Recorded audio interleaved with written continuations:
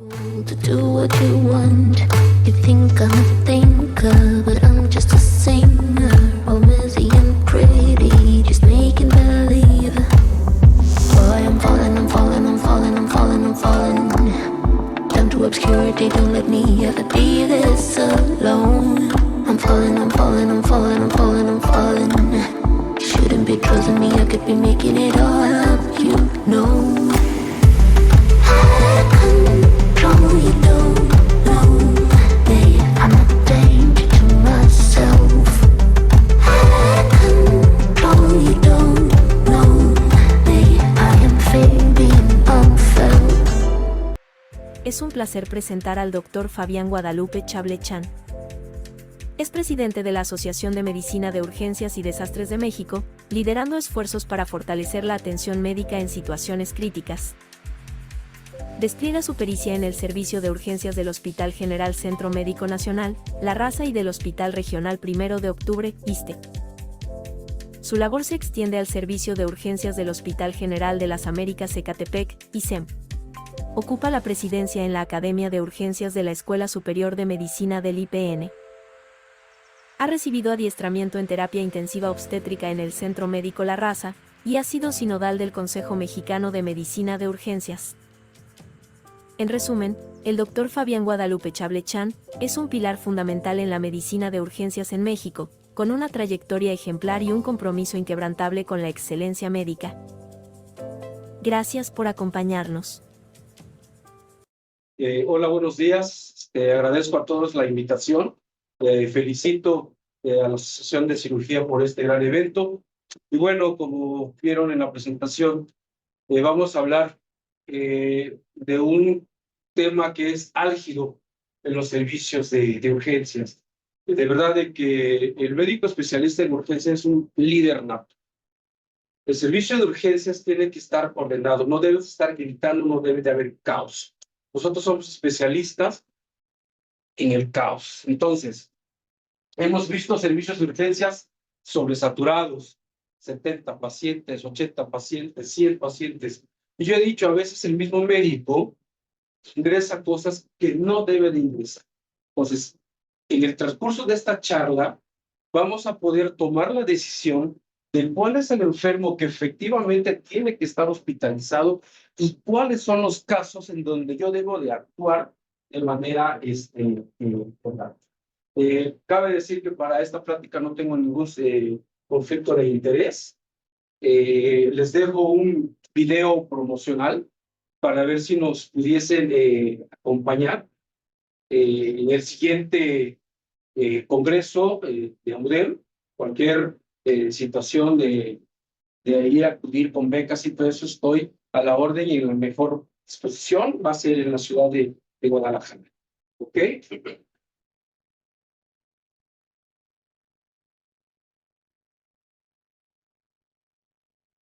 ¿Cuáles van a ser los objetivos de esta plática? Bueno, pues he dicho, el médico debe saber fisiopatología. Si no sabemos las bases fisiopatológicas de la enfermedad, difícilmente vamos a poder instaurar un tratamiento. Vamos a tener cuál es la diferencia o qué vamos a buscar intencionadamente a un enfermo hipertenso, diferenciar qué cosa es una crisis, qué cosa es una urgencia y qué cosa es una emergencia. Y obviamente dar cuáles son los objetivos terapéuticos para cada uno de estos pasos. No todo paciente con hipertensión se tiene que hospitalizar y eso lo vamos a entender en el transcurso de la práctica. Bueno, empecemos con las definiciones.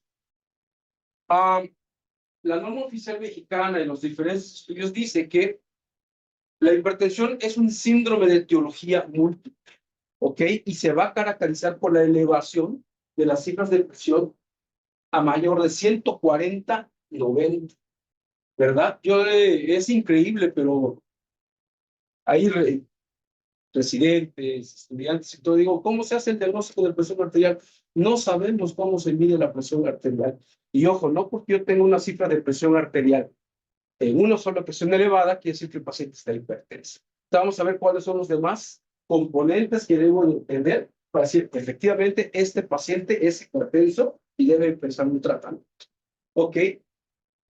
¿Por qué se va a dar este incremento? Bueno, recordar de que presión arterial es igual a gasto cardíaco por resistencias periféricas. Esta fórmula, por favor, llévensela, porque a partir de aquí es como nosotros vamos a entender por qué tengo diferentes fármacos para el tratamiento de la presión arterial. Porque tengo un sistema de bomba que es el corazón y tengo un sistema hidráulico de tubería que son los vasos sanguíneos, y ahí te lo dice. Haz un incremento en la vasculatura, y eso ¿cuál? Recordad que tenemos factores de riesgo cardiovascular. Aquí en México y en América Latina hay un estudio que se llama RENATA, que es donde te dicen cuáles son los principales factores de riesgo cardiovascular: dislipidemia, diabetes mellitus, la hipertensión como tal, tabaquismo, sedentarismo. Todo eso va a hacer que tengamos una disfunción endotelial. Por lo consecuencia, voy a alterar mi gasto cardíaco y voy a alterar la vasculatura de los músculos y me va a incrementar la presión arterial.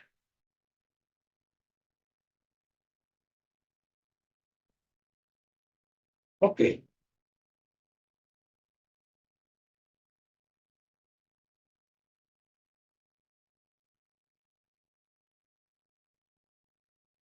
Urgencia hipertensiva. Es un caso de descontrol grave de la presión arterial sin evidencia a órgano blanco. Y aquí es cuando comienza el papel médico de urgencias. Llega un enfermo hipertenso. Lo primero que voy a ver es, como dice la definición, ¿tiene o no tiene traducción clínica a órgano blanco?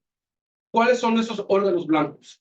Cerebro, miocardio, pulmón, riñón, retina. Recuerden, hay enfermos, no enfermedades.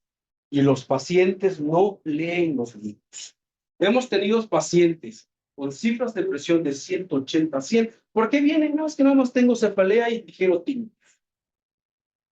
También tenemos enfermos que llegan con 140, 90 de TA y están en edema agudo del cuello. Así que, ojo, no es la cifra de presión la que nos va a dar el pivote para decir si lo ingreso o no lo ingreso. Quien va a dar el pivote va a ser, ¿tiene lesión a órgano blanco o no tiene lesión a órgano blanco? Y vamos a saber ahorita en la plática identificar cuáles son el paciente con encefalopatía, paciente con angina, paciente con edema agudo de pulmón. Y emergencia hipertensiva. Aquel paciente que tiene deterioro neurológico y está hipertenso se ingresa. Paciente con dolor torácico, disnea y cifras de presión arterial elevadas se ingresa. Obviamente, mujer embarazada, que vamos a hablar ahorita en la plática, se ingresa. Paciente con alteración de la visión y cifras de presión arterial elevadas, se ingresa. Entonces, ojo, hay estudios como el JNC7 que ya no toman en cuenta las cifras de presión arterial, y vuelvo a hacer hincapié en eso, ¿verdad? Lo que nos va a dar la pauta para que ese paciente se ingrese no es si tengo lesión o no. Ahora, si es un enfermo que tiene una urgencia hipertensiva, ese paciente se puede ir a casa. Si es un paciente que tiene una emergencia hipertensiva, entonces sí, lo voy a dejar hospitalizado.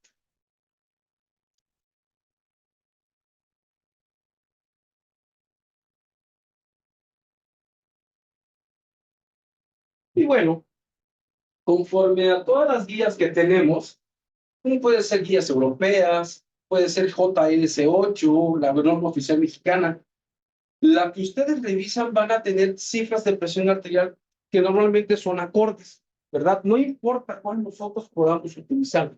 Lo que sí es importante es saber clasificar bien al enfermo para decir, efectivamente, este paciente está con hipertensión o no. Si efectivamente se puede decir que es presión arterial óptima, presión arterial normal, o como otras que te dicen prehipertensión, hipertensión estadio 1 y estadio 2. Vuelvo a repetir, todas las guías van encaminadas exactamente a lo mismo, solamente hay que saber utilizarlas.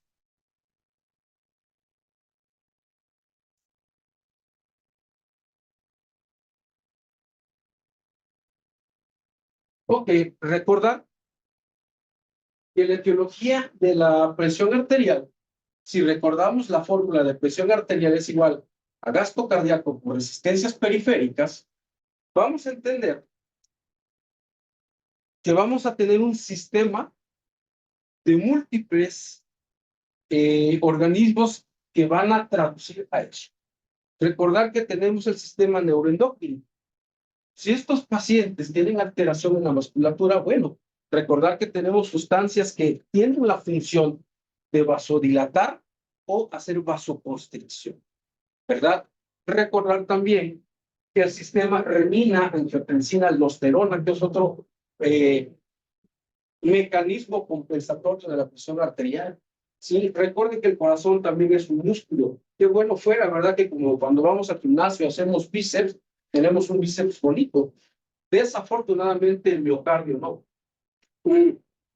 El miocardio cuando se hipertrofia, pues tenemos traducción en eventos isquémicos. ¿Por qué? Porque esa relación entre perfusión y masa muscular se pierde. Por eso es que cuando tenemos una hipertrofia ventricular, el paciente tiene riesgo de padecer al principio angina o incluso llevar a un síndrome coronario agudo. Entonces, vean cómo todos estos factores van a influir para que nosotros tengamos alteraciones en esto. Si ustedes se dan cuenta, yo creo que en todos los servicios de urgencias llegan estas patologías. Vean que cómo el evento vascular cerebral todavía sigue siendo la patología que más se acompaña con las cifras de presión arterial altas. En el Centro Médico La Raza, donde yo trabajo, ya es un centro certificado, ¿sí?, para la atención de eventos con EBC. Y hemos visto frecuentemente pacientes que llevan por infarto cerebral, llegan hipertensos. Entonces, todavía van de la mano hipertensión y evento vascular cerebral. Es decir, edema agudo de pulmón, falla cardíaca, infarto al miocardio, por supuesto que sí. Entonces, vean cómo estas patologías, si nosotros no las identificamos de manera inmediata, ese paciente se puede complicar en las siguientes. Ajá. Y bueno, tenemos algo que se llama autorregulación. Todo el organismo autorregula, ¿sí? Autorregula la piel, autorregula el miocardio, autorregula el pulmón, cerebro, ¿sí? ¿Y qué cosa es la autorregulación? Bueno, la autorregulación es la capacidad que tiene cada órgano de mantener un flujo sanguíneo constante, una presión de perfusión constante, a pesar de que hayan alteraciones en el organismo. ¿Cómo se traduce esto? Supongamos, vamos a ver adelante una charla de hemorragia, que un paciente está con hipovolemia. Recordemos qué hace el corazón. Taquicardia, ¿verdad? Entonces, trata de sustituir esa pérdida de volemia. Entonces, eso es la autorregulación. Los órganos que deben estar siempre bien perfundidos es miocardio, cerebro, pulmón, riñón. Y por eso entendemos de que hay pacientes que llegan súper hipertensos y no le pasa absolutamente nada. Pero ¿qué pasa? Mala práctica que todavía se ve. Pónganle un nifedipino sublingual o pónganle un captopril sublingual. Bajan abruptamente la presión arterial, se rompe la autorregulación cerebral y ese paciente, de no tener nada, lo llevamos a un IBC hemorrágico. Por esta autorregulación. Así que, ojo, no porque el paciente llegue hipertenso, le tengo que bajar las cifras de presión de manera inmediata. Así que, vamos al principio, siguiendo la práctica, vamos a entender qué es esto. Pero llévese eso. El órgano que menos aguanta cambios de presión arterial es el pulmón. El órgano que más aguanta los cambios de presión arterial es el riñón. Entonces, aguas, ¿eh? Por eso es que entiendo por qué un paciente con cifras de presión arterial normal puede estar en edema agudo de pulmón, ¿sí? Y más si es paciente nefrólogo. O como lo hemos comentado, puede ser que un paciente ya súper hipertenso y solamente llega con cefalea. ¿Por qué? Porque el cerebro todavía puede tener esa capacidad de adaptarse a esos cambios abruptos de presión arterial. Y vean qué pasa, hablando del cerebro. Decimos que el cerebro está en un contenido rígido, pero vean, si analizamos esta curva de 50 a 150 milímetros de mercurio, que es la autorregulación cerebral, vean cómo aquí no hay alteración. Si vemos acá arriba cómo están los vasos sanguíneos, vemos cómo puedes llevarte a ese paciente de ambos lados a la isquemia. Pero en esta parte vean cómo los vasos sanguíneos se comportan de manera normal. ¿Sí? Si esa presión incrementa, obviamente aquí no voy a tener alteraciones en la presión intracraneal. Vean cómo los vasos sanguíneos empiezan a deteriorarse, cómo empiezan a cerrarse.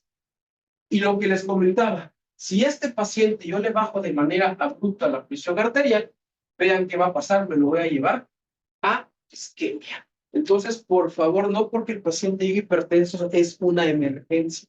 Y no hagan eso de poner sublinguales. No hay fármacos que tengan la presentación sublingual. Son muy pocos. La verdad es que sí son muy pocos y yo todavía he visto. Pónganle un captopril sublingual. Los libros dicen, es lo mismo que se lo den vía oral a que se lo den sublingual, salvo que sea isosorbide en aerosol.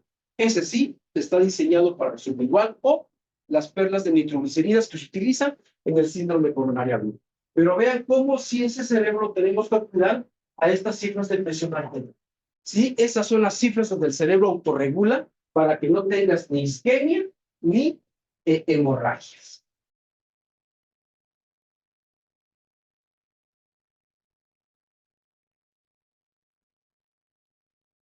¿Ok?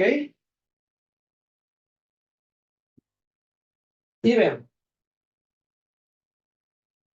se supone que esto es el flujo sanguíneo cerebral normal, ¿sí? Pero vean qué va pasando. Si yo empiezo a dar tratamiento de manera incorrecta, lo normal es de que mi sangre esté aquí, entre 50 y 60 milímetros de mercurio. Pero si yo estoy alterando, o ese paciente llega con una alteración, digamos, como isquemia o hemorragia, vean cómo ese flujo sanguíneo empieza a disminuir. ¿Qué va pasando? Vamos a llegar a esto, a una muerte neuronal. Recordemos que el cerebro no tarda tanto tiempo en aguantar isquemia, ¿sí? Con 5 minutos de hipoxia, ese cerebro ya tiene alteraciones. Por eso es importante identificar de manera rápida los eventos vasculares cerebrales, ¿verdad? ¿Por qué? Porque si yo altero este flujo sanguíneo, voy a tener alteraciones neurológicas graves que ya no las voy a poder recuperar. Y vean cómo todos los antihipertensivos no nada más sirven para mejorar la presión arterial.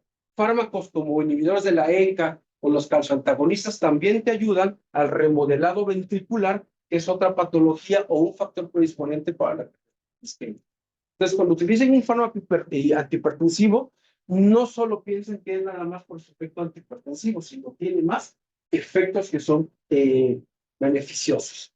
¿Y cómo se hace el diagnóstico de presión arterial? Pues ahí te lo dice la norma oficial, por lo menos son 3 mediciones en horarios distintos. Si esas cifras de presión arterial están alteradas, bueno, ese paciente seguramente ya es hipertenso. Entonces, no solamente es una cifra de presión arterial, son por lo menos 2 a 3 mediciones en horarios diferentes. ¿Ok?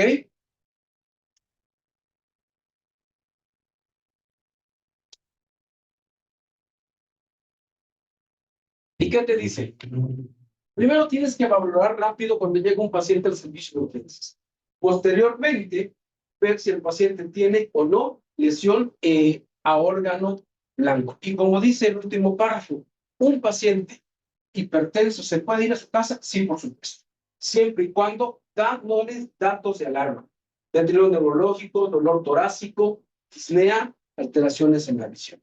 Pero si es un paciente que no tiene nada y está hipertenso, le ajustas o le inicias tratamiento y vaya a su casa y puede usted venir a valorar nuevamente por cualquier situación.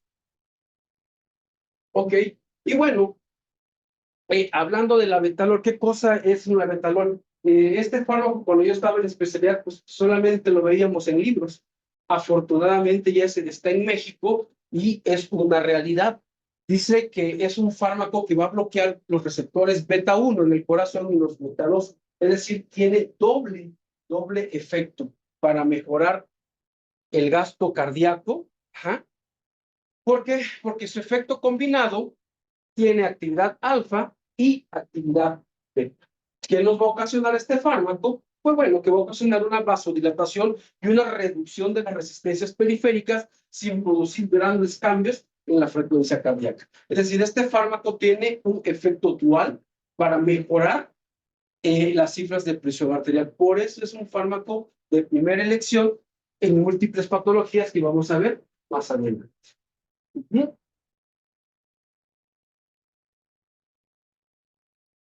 Ok.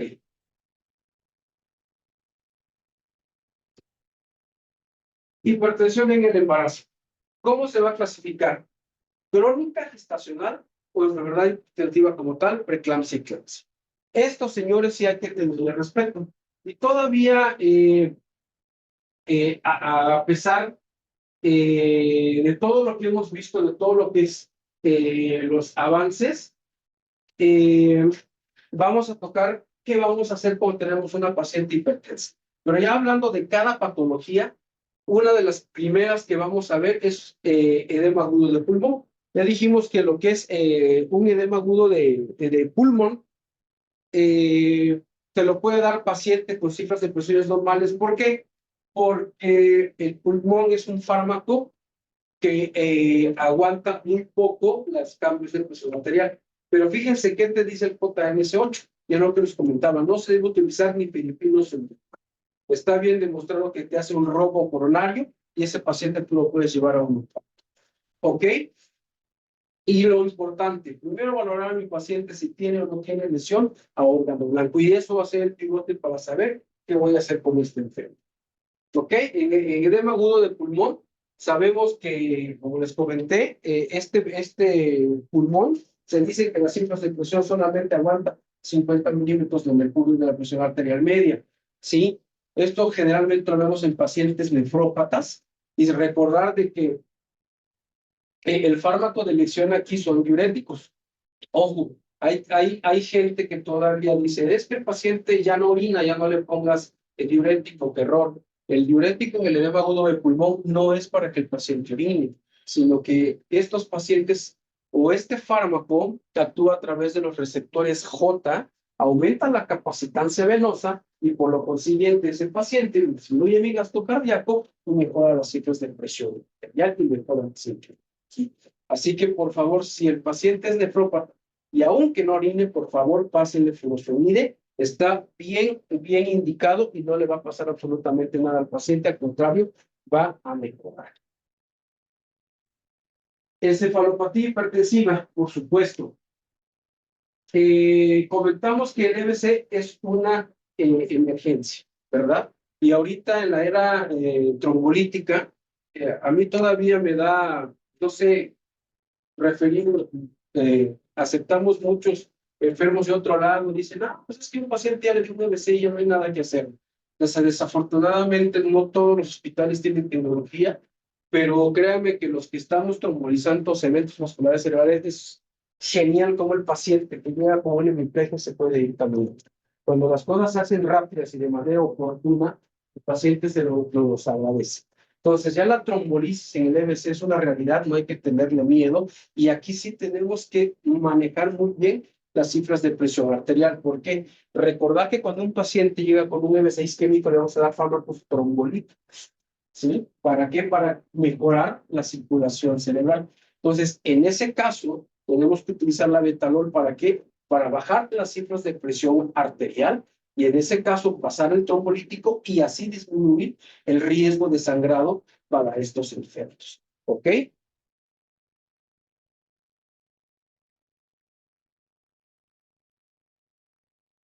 Y bueno, el síndrome coronario agudo ya es una patología que ya es del urgenciólogo, ¿verdad?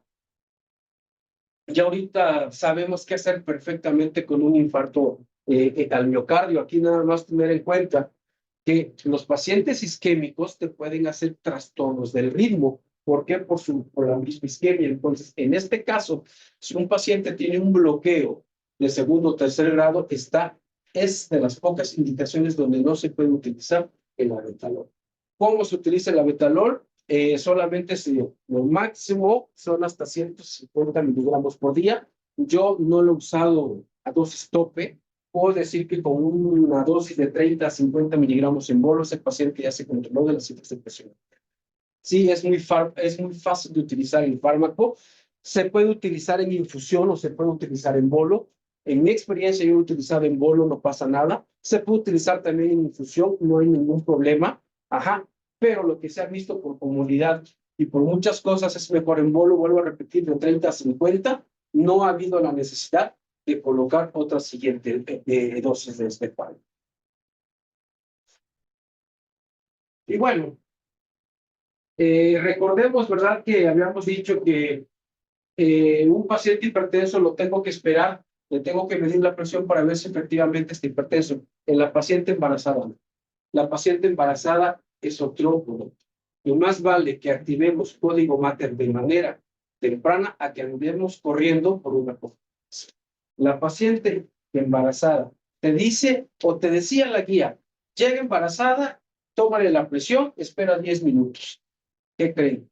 En esos 10 minutos esa paciente ya puede estar convulsionando. Así que esa paciente con enfermedad hipertensiva del embarazo está grave hasta no demostrar lo contrario. Yo siempre les he dicho, en ese momento activen código mater. Más vale que pecamos de exagerado.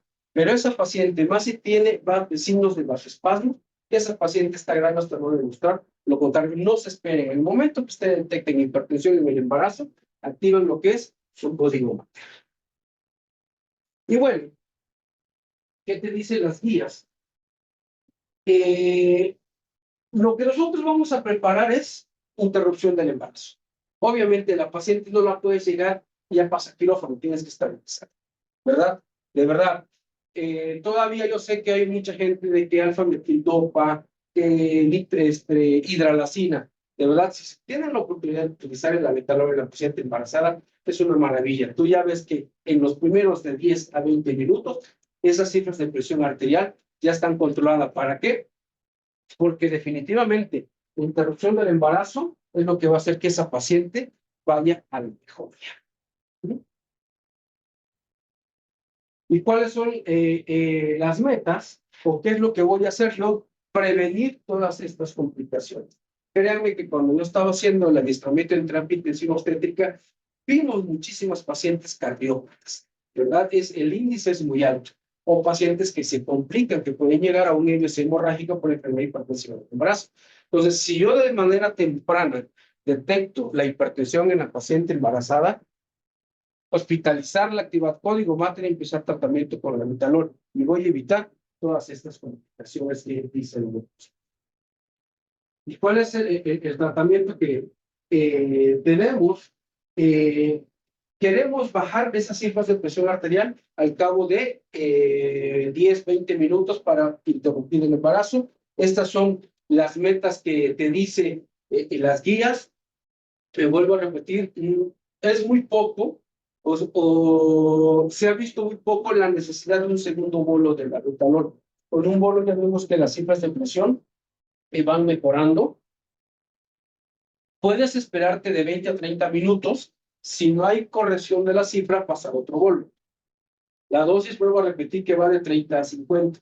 En lo personal, yo con 50 es más que suficiente. Hay gente que dice, no, vamos a empezar con 30. Es correcto, esperas 20 minutos. Si no hay respuesta, otros 30 miligramos de labetalol y con eso van a tener excelentes resultados.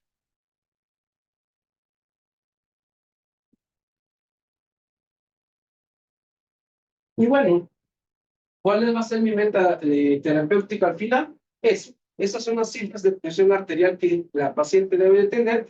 Y entonces sí, comentarle al cirujano, usted, aunque sea ya mi paciente, está en condiciones para pasar a quirófano y tengamos la interrupción del embarazo. Pero previamente a esto, obvio, pues ya controlamos la presión arterial, ya pedimos preoperatorio, ya nos preparamos con sangre si fuese necesario, pero a estas son las cifras que debo de llevar a mi paciente para que pueda pasar a quirófano de manera así.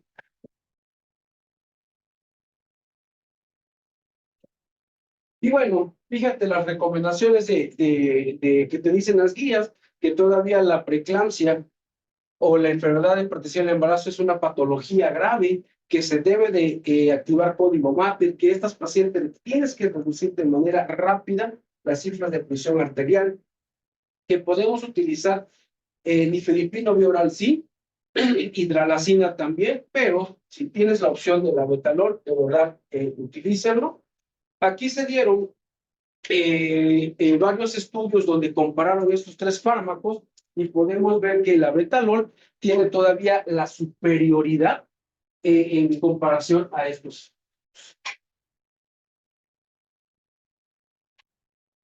Son las dosis, el tiempo donde empieza a hacer efecto y qué tanto dura ese efecto farmacológico de la betalol.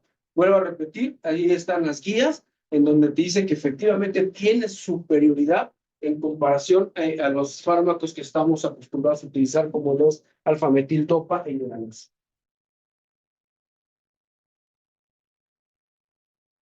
Estos salen de las guías ACOG para ver. Y vean, son las dosis, vuelvo a repetir, de 10 a 20 miligramos, después de 20-80 cada 10 a 30 minutos, hasta una dosis máxima de 300. Y en la infusión, como se dice, de 1 a 2 miligramos minuto. Vuelvo a repetir, yo no he tenido la necesidad de llegar al paciente a la dosis de tope con 50 miligramos de la betalol. Ese paciente ya está controlado. ¿Ok? Y pues no vemos esto. ¿Ok?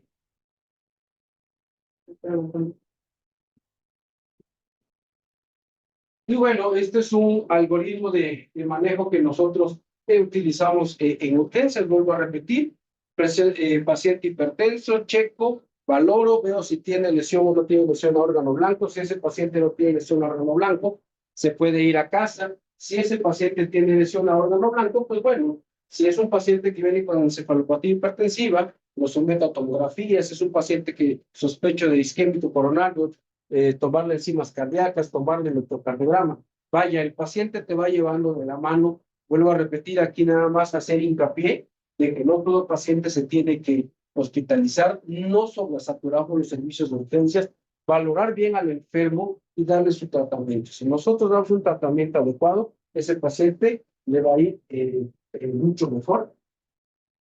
Y bueno, vean todas las situaciones de urgencias o emergencias hipertensivas. Si se dan cuenta, en todos ellos, la betalol es el fármaco de primera elección, salvo, como yo les comenté, en hipertensión por cocaína o pacientes que tienen alteraciones del ritmo. En ese caso, si el betalol está contraindicado. Pero en todos los demás casos, sí podemos utilizarlo de manera segura. Es un fármaco que tiene resultados extraordinarios para el control de las cifras de hipertensión. Y bueno, aquí tenemos un cuadro donde vienen todos los fármacos que ahí va a quedar en la presentación, pero en la siguiente diapositiva viene cómo se pasa este fármaco, ¿verdad? Y ya nada más para concluir el tema, puedo decir que el enfermo hipertenso no muere de descontrol hipertensivo, sino muere de las complicaciones, de las que ya comentamos, ¿verdad? Reducción de los eventos cardiovasculares con el uso de IECA y calcio-antagonistas, sí, por supuesto. Usar combinaciones de fármacos diferentes, claro que sí. Ojo, tampoco se debe utilizar captopril con losartán. No sirve esa combinación. Pueden utilizar la combinación que ustedes quieren. Captopril, nifedipino, con lo que quieran, pero captopril, losartán, esa combinación está bien descrita, que no sirve para nada, al contrario, te da más efectos. Y por mi parte, eso es todo. Gracias por su atención. Para alguna duda o pregunta, pero en el chat seguir platicando con ustedes. Gracias. To do what you want. You think I'm a thinker, but I'm just a singer.